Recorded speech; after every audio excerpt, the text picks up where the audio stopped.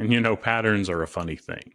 I think a lot of us go through life without really noticing them at first. We might recognize that we keep getting into the same kinds of situations or feel stuck in the same kinds of emotions, but it's hard to put our finger on why.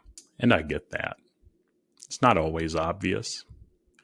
For me, one of the most persistent patterns in my life, and I mentioned it last time, it's overworking or obsessing about certain things. Like I said, I know I've mentioned this in past episodes, but it's one of those things that keeps coming up for me.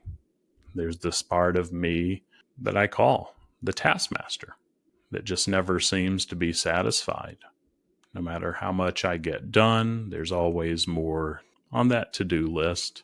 And honestly, it can be exhausting.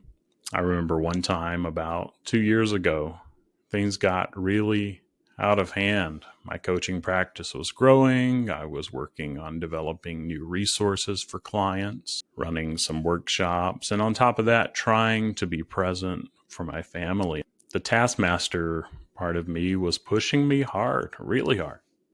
And I was staying up late at night to squeeze in extra hours wherever I could and running on pure adrenaline at times. On the surface, everything seemed fine.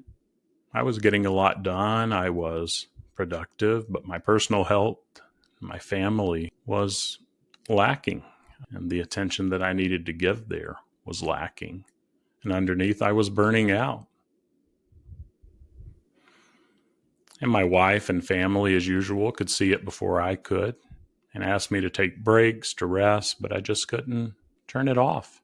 And it wasn't until I started feeling physically run down, headaches, fatigue, that I had to admit that there was a problem. And that's when I really started to pay attention to this pattern. It wasn't just about work. This pattern of constantly doing, constantly producing had been with me for as long as I could remember. And it's still with me. I have to consciously take a break, put off work, knowing that things are never going to be done. And some of this boils down to me having some ADHD. And so being cognizant of that, trying to understand myself, help others understand, and it's in getting curious about those parts that has led and continues to lead to more growth for me.